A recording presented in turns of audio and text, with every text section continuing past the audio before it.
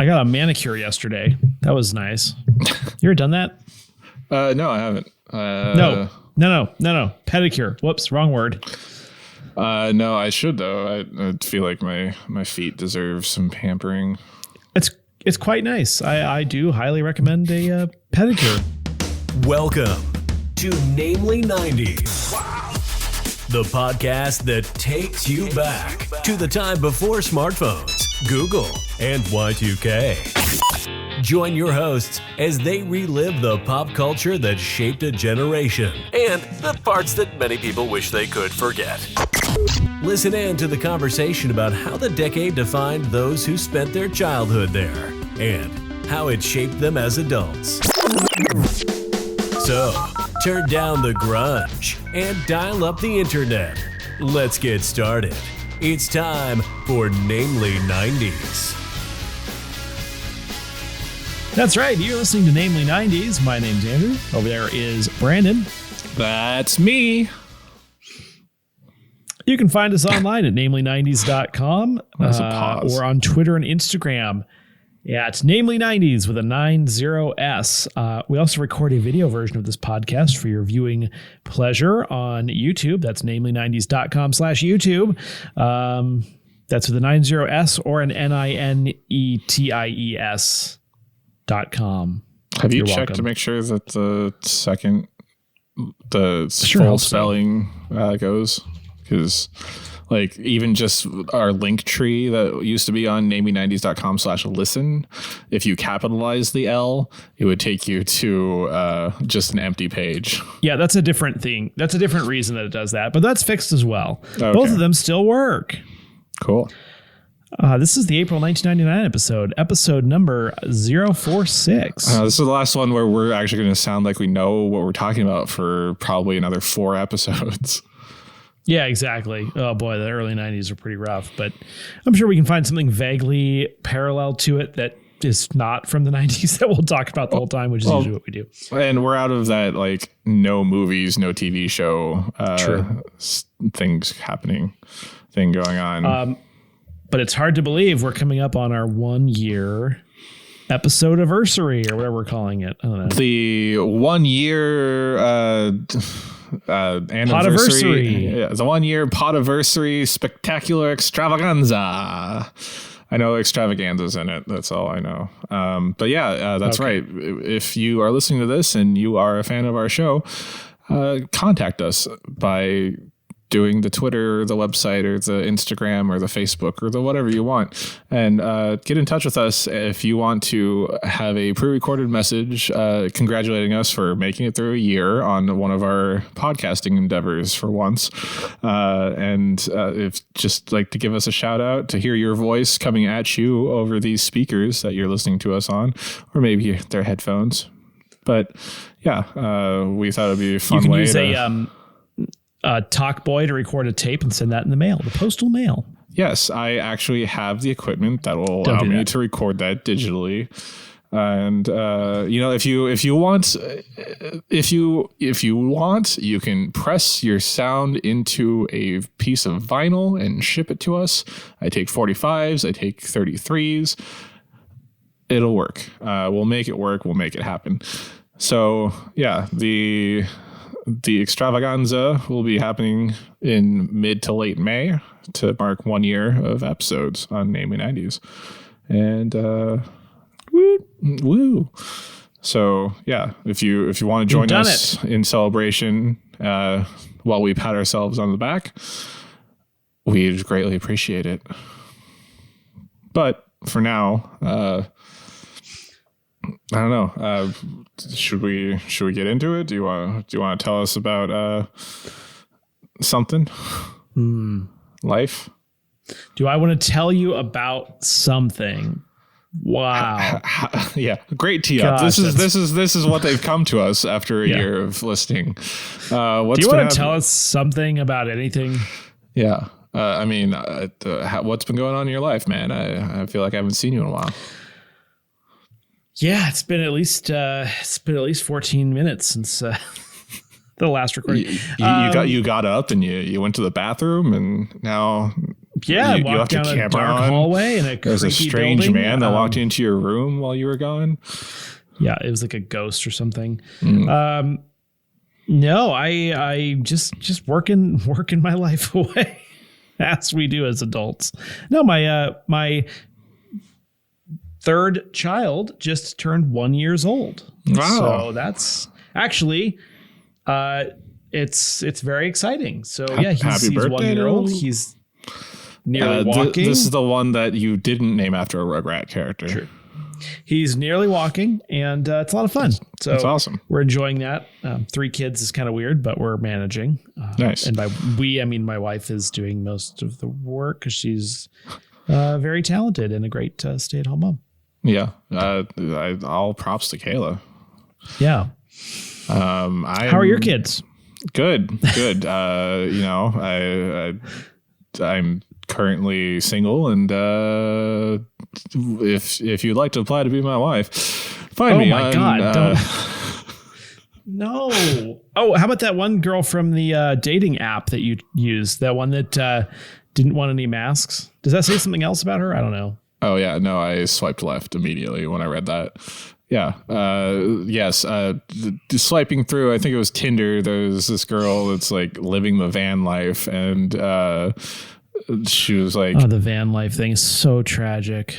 But I mean, if follow your bliss and whatever, but you're essentially being Typhoid Mary here, because she wrote no masks in all caps, and then it went on to say, how did she phrase it?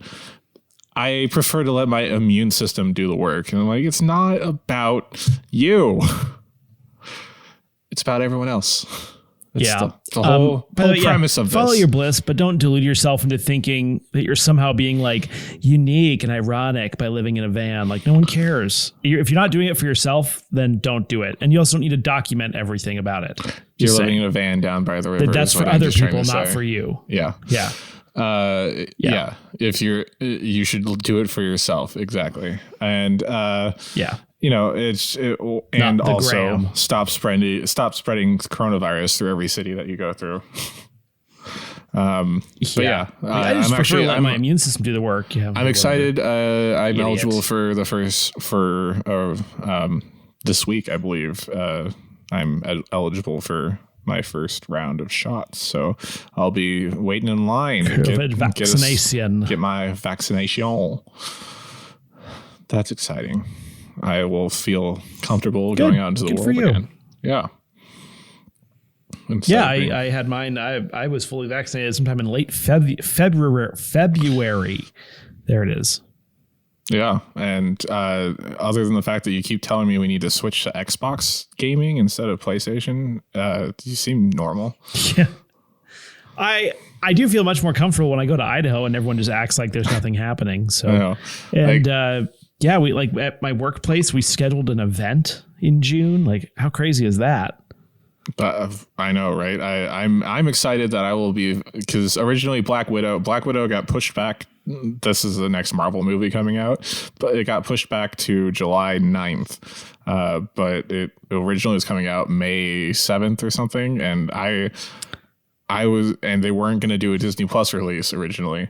So I was going to be in theaters with my N95 and just 6 feet apart from everyone. And as of the time of this recording, Washington's cinemas are open for limited capacity. And actually, the Seattle Mariners opening day is coming up, and they are going to allow 9,000 fans into the stadium. So more than usually attend a Mariners game. The Mariners have pretty good attendance for how god awful they are. The one thing that was really unfortunate about going to Arizona for the first time last week or the week before is I didn't get to go to Peoria and watch a Mariners game because of COVID. That was you're in Arizona. Opening night's the beginning of April. So yeah, there was probably still a game or two. Is it the 1st of April? Potentially. I think it's like next week. Wow. And this is not in the future of the past. April 1st, opening day at T-Mobile Park. Would have missed it either way. Yeah. You'd show up. There's just no one there. You're like, hello? Someone pops out and is like, April Fools. Yeah. Do you get any good April Fools jokes in this year? No. Good. Let's travel I don't have a sense of humor. Let's travel back to what year is it again? 1999, April 1999. All right, listeners, let's travel back to April 1999. On the 5th, Wayne Brady gets married. On the 9th, Lil Nas X is born. Are you familiar with the Lil Nas X? No, but I'm trying to remember what sketch with Wayne Brady. Was it with Dave Chappelle where it was like, is Wayne Brady going to have to choke a bitch or something? Yes. Is Wayne Brady going to have to choke a bitch? Because I just remember that. I don't know why. I think that's my favorite Chappelle show sketch. Black actors, man. And it's Wayne Brady, or he's like, every time they're around people, he's super nice, but then he like immediately turns on Dave Chappelle and is like, I think my favorite moment in that sketch is he makes Dave buy the sandwich to eat, and then Dave Chappelle's just like sobbing into the sandwich, and then Wayne Brady's like, "You gonna eat that?" And he just takes it from him and eats it. And then also the Mr. Benjamin's a little lonely tonight. Shaniqua. Lil Nas X is the rapper who did the mashup with Billy Ray Cyrus, the Old Town Road. And apparently he is a proud LGBTQ member, which I didn't realize until recently. Well, that's nice. That's refreshing. Yeah, well, especially in a genre that is heavily defined by toxic masculinity, you know. Welcome to NPR. Yeah. On the 18th, Wayne Gretzky's last game in the NHL occurred when I think he was shipped off to. Sad day. God, who did he end up on in the end? Was he a Flyer? No. Should have written this down. New York. He was a New York Ranger. Yeah, he was a Ranger, right? Really? I think so. Let's find out. It was after Let's LA. look at his statistics. On the 20th, while you're looking that up. It was the New York Rangers. Mm-hmm. Nice. Thank you. You are correcto mundo. If there's one hockey player that I know about, it is the great one. On the 20th, the Columbine High School Massacre occurs. Ooh. Yeah, dark time in our nation's history. On the 26th, The Tonight Show is the first late night show to be broadcast in HD. And I included who the guests are. Jay Leno's guests are Salma Hayek, David Arquette, and Jewel. I was like, what are you doing? She's everywhere. This woman. She's like the powerhouse of the 1990s. Well, she was like super popular between like 98 and 2002. TV premiering in April of 1999. On the 7th, we have Strangers with Candy on Comedy Central. On the 11th... Nothing funnier than a kidnapping joke. Ha ha ha! Do you know what Strangers with Candy is, though? It's one of the great... No, but I'm making a joke. Yes. Nothing funnier than a kidnapping joke. On the 11th, we have Family Guys. Family Guy officially premieres as a part of Fox's Sunday night lineup after the first episode was aired in late January. On the 26th, we have a cancellation. Caroline in the City airs its last episode. And I only bring that up because you harped on it last time. No idea what that is. Yeah. I think it was the Leah Thompson. I don't even know what it is. I think that was the point. I think that was the Leah Thompson show that was popular for 4 seasons on NBC. And never heard of it. In the box office, I only remember because Leah Thompson was Marty McFly's mom in Back to the Future. And she also had sex with Howard the Duck in the movie Howard the Duck. I have no idea who she is. She had sex with a duck. On the 9th, Never Been Kissed On the 23rd, that was a Drew Barrymore movie. 23rd, Election, which was a Matthew Broderick movie, I believe, where he's blackmailed by Reese Witherspoon and someone else in a high school election. He's a teacher. She's implying things happened between them. On the 30th, Entrapment. Whoa. I want to say Angelina Jolie. I don't remember either of these movies. On the Billboard charts for the second week in April of 1999. Number 1, coming in from March for the first week, we have Believe by Cher, which drops to number 2 for the second week.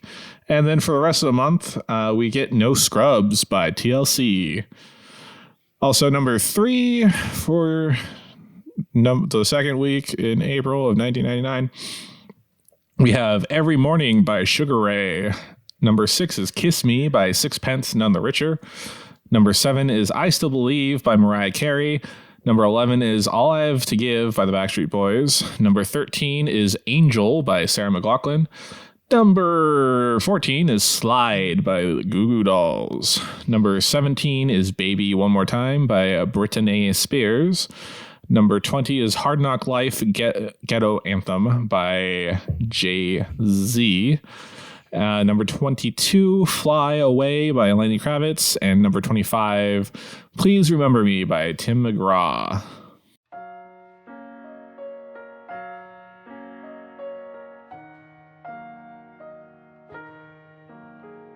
And now a reading from the Book of Jewel. Fragile. Fine, if that's the way you want it.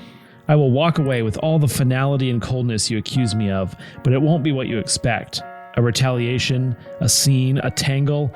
It will be your jaw flapping like an archaic flag, limp with contemplation. Is that a threat? Yes. Okay, good to know. But so how? Jewel has a violent streak, it turns out. It's probably from hanging out with all those biker chicks while those cops were hanging out around the bar her dad was playing at or whatever. Was it a lesbian wedding? She did weddings for the biker chicks, so they could have been to men, you know. Because they were and I joked that she also sang at the divorce proceedings. Okay. Yes. Thanks, Jewel. Thanks, Jewel.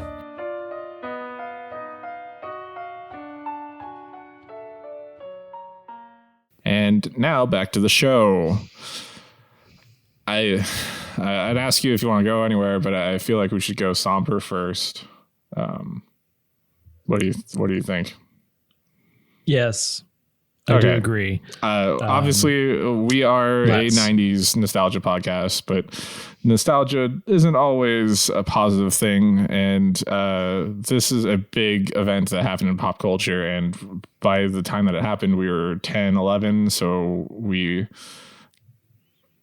actually remember this happening. The Columbine High School Massacre. Yes. For those of you that don't know, it was a school shooting and attempted bombing. I didn't know that part. That occurred on April 20th, 1999 at Columbine High School in Columbine, Colorado, the United States. The perpetrators, 12th grade senior students Eric Harris and Dylan Kelbold, murdered 12 students and 1 teacher. 10 students were killed in the school library, where the pair subsequently committed suicide. 21 additional people were injured by gunshots, and gunfire was also exchanged with the police.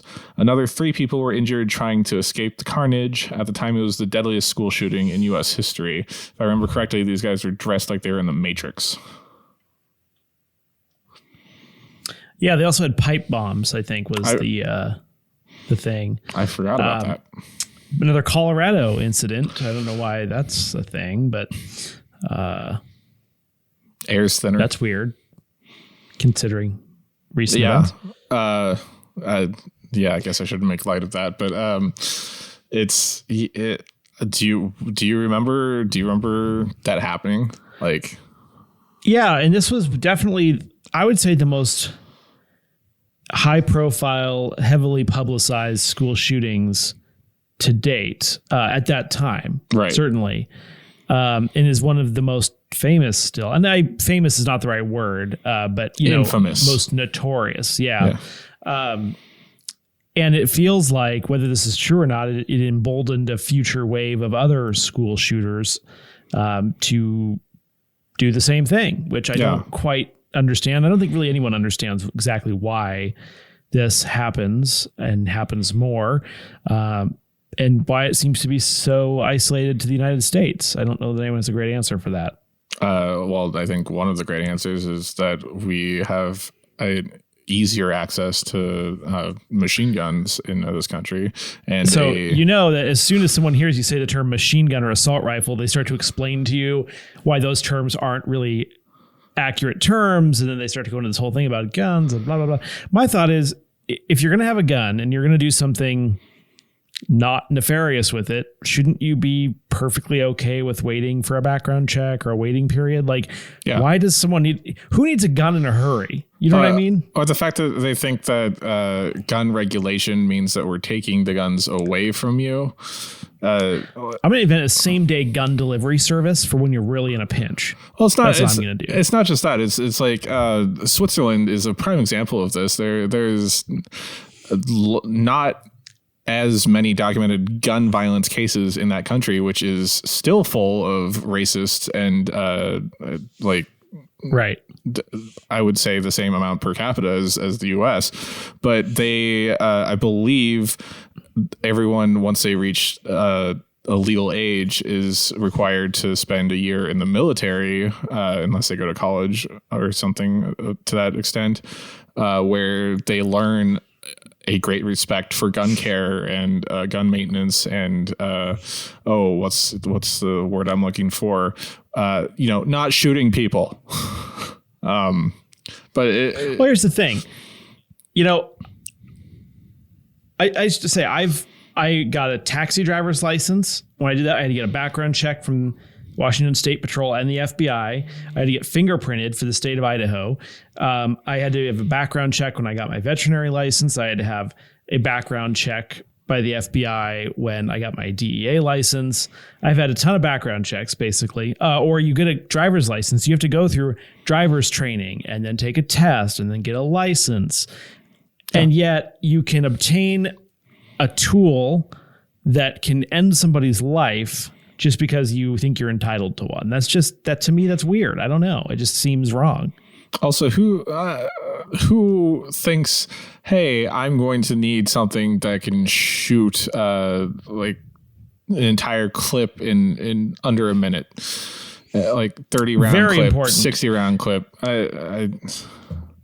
You never know. You might need to mow down a pack of deer. You might be hunting. There might be 27 deer. You got to mow them all down. It's important. Like, I understand. This is critical. I'm not advocating taking guns away from people. I'm not advocating lesser guns. But I believe that you should be responsible for your gun. Like, and I'm sure there's many gun enthusiasts that also agree. It's just the most vocal ones are the ones that are saying they're going to take your guns away and they're going to take your right to bear your Second Amendment rights away. They took your First Amendment rights away and now they stole the election. And it's. Here's the thought. Don't bring your gun to a protest and then accuse other people of rioting. I mean, what a double standard. You can march to the steps of the state capitol with a large semi-automatic rifle, but the moment you're a minority and you have some sort of a protest, it's immediately a riot. I mean, that's just... Yeah, or if you're a minority, the moment you have a handgun, you're shot. Even if it's a plastic, even if it's a toy one. Gun laws won't prevent people from getting guns illegally. That's fine. Let's make it harder for people to get them legally who then turn out to be mentally messed up. I mean, mental illness is at an all-time, I would argue an all-time high in this country, whether it's documented or not. Isn't there some, again, this is completely unfounded. I haven't done the research on this, but isn't there some statistic that's like the majority of school shootings that occur in America are done with legally registered firearms to either the parents of these students or whatnot? Yeah. And what it really elucidates is that we need to do more about mental illness in this country. And we basically criminalized mental illness in a way. It's trendy for people like us to talk about, mental illness, like raise awareness. And that's what absolutely should be done. But which we did. Until the state actually starts letting us do something to help as a society, it's not really going to get better, All right. Let's move on from that topic because we need to talk about Family Guy. Look at the time. Yeah,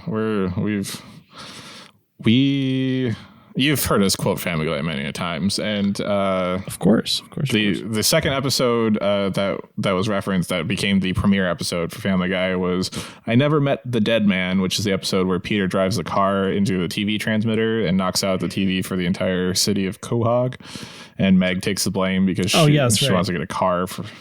Peter promises her a car. I think William Shatner shows up at one point halfway through the episode, or is that a different episode? Anyways, Peter they liked the William Shatner gag in the early days. Yeah. But yeah, the Family Guy memories. I believe you may know of this show, and this is our episode to talk about it. Oh yeah, it was on NBC. No, I do think that Seth MacFarlane is quite the voice artist. Certainly, he voices many characters on that show, which is pretty cool. I can't imagine being able to change my voice that way and do it reliably and the same way every time. You know, that's true. Yeah, I wish I knew how to do good voice acting. And I personally enjoyed the random cutaways. I always thought they were pretty funny. But unfortunately, as with most good things, it was good, but really has gone quite downhill. And I still don't understand exactly how it is they get away with on network television saying some of the stuff that they say. Yeah. You know, that's been a mystery to me for a long time, where you can get canceled so easily now, but yet they did get canceled once and came back from it and then had a longer run even after. Well, it's definitely that was the era of comedy. Like, it was be as offensive as you can. And as long as it's as long as it makes a point, I guess, you can be offensive. But then now I think it was this last season, there was a joke where they were I think we talked about this on the podcast. There was that "You've Got AIDS" song, the barbershop quartet singing "You Got AIDS," and then Peter is traveling back through his flashbacks and then hears that on the other side of a wall in the hospital, and he's like, "Ooh, we probably shouldn't have done that one." And it's and this is getting a little bit more philosophical, but usually the types of people who make shows like this are generally pretty liberal. And yet I think that jokes are made in a satirical manner to sort of call out people who actually say stupid stuff about those things. But yet it just doesn't age well. And it was a different time, you know? And now it's so different. Well, I mean, again, my go-to is look at Friends and all the homophobic jokes in that. Right. Or sexist jokes. Yeah. Friends is not good. I mean, it's the same barometer. Family Guy is more offensive than Friends was, but it's also more topical than Friends was, I guess. True. But yeah, it's Family. The first, I think it was season 2 through 4, where there were some classic episodes. PTV. We have talked about Family Guy on the episode on the show before, haven't we? Because a bit, yeah. There's one called P-Tarded, which. Oh boy. Yeah. Where Peter finds out that he's legally he has the IQ of. Yes. Anyway, there's a cutaway where he's like, "I'm glad I saw that National Geographic special on fire trucks," and it cuts away to a safari type documentary, and it's like, the fire truck is a solitary predator. The ambulances will have to wait their turn. I remember that. Yeah, I think that's my favorite cutaway. For every horrible joke that isn't funny, that's rude, there were probably 20 jokes that were actually funny in that show. So it definitely overall is one of my favorite sort of animated comedy shows, but definitely doesn't have a perfect spot free record, you know? Oh no, it's, I don't know. There's a sweet spot, and you can see that's where our comedy started from.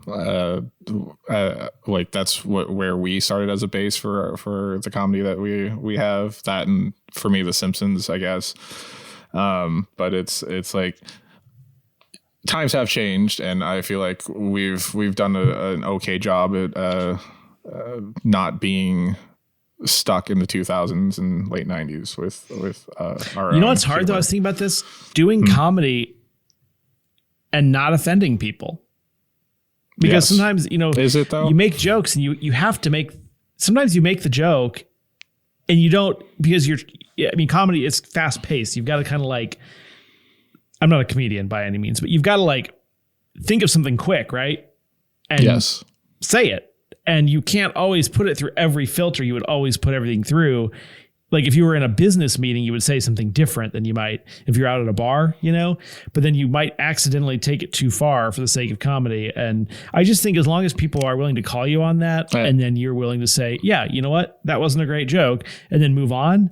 But I made a bad joke and now my career is ruined is too much, Well, as long as you're able to admit that you made the mistake, because the people that are getting canceled are the ones that have been called on it and aren't changing their you're right, their you're ways.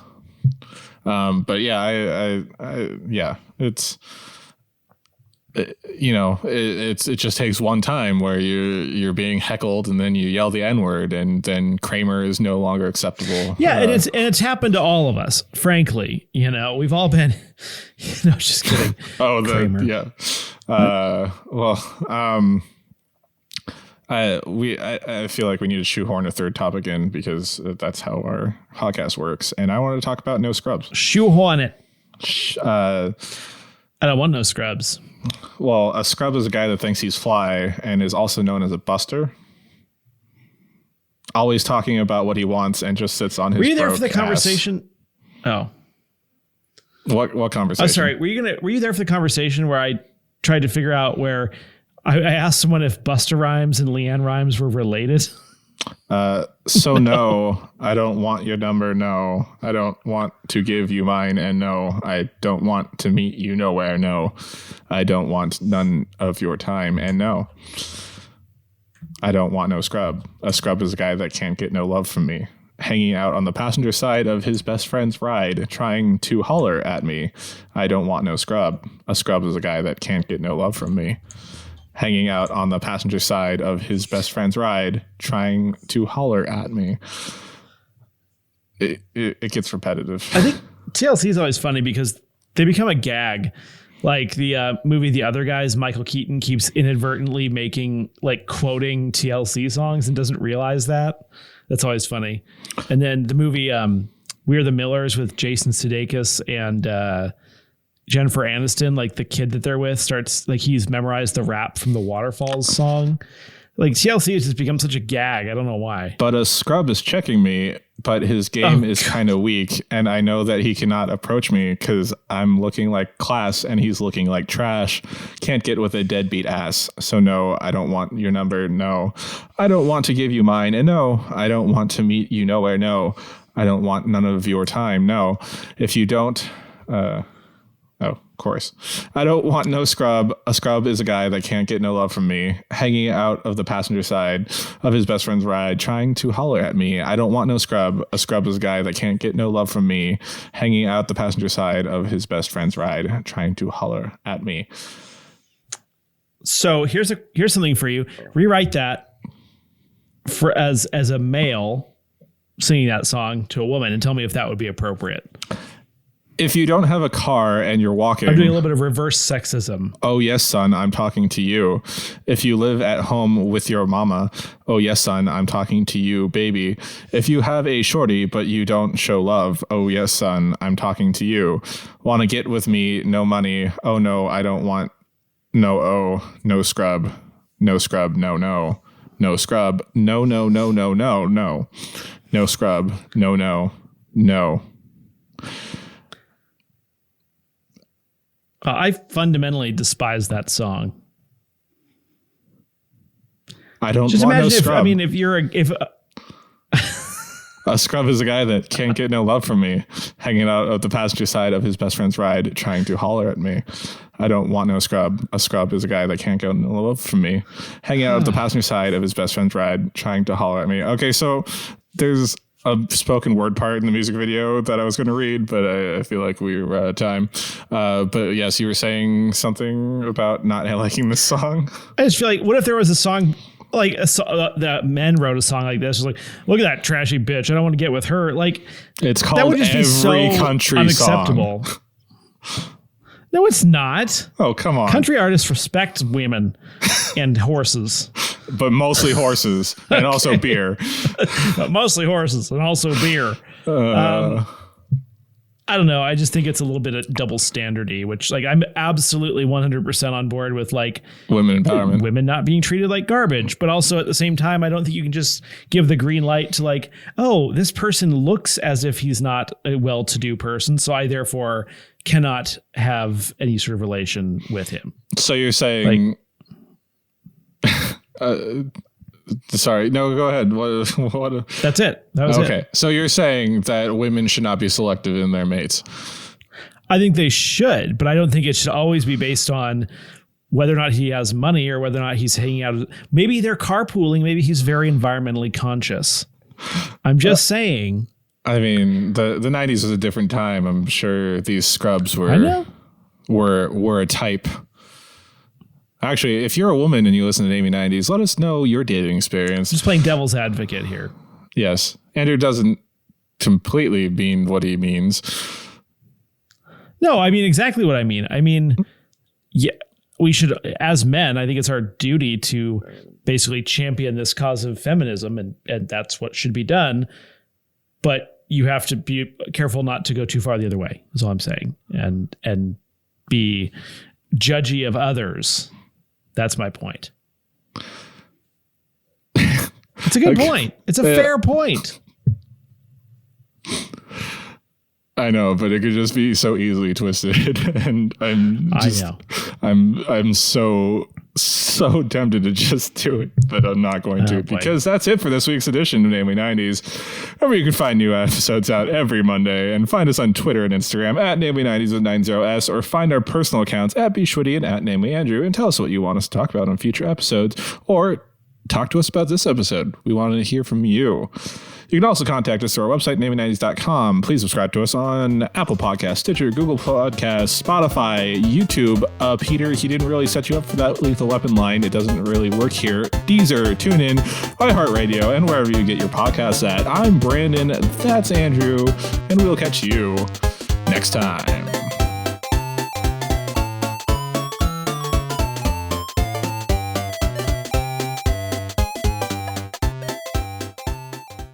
It's just been revoked. Peter, no one really set you up for that Lethal Weapon line. It doesn't really work here. I'll have what she's having. That's better.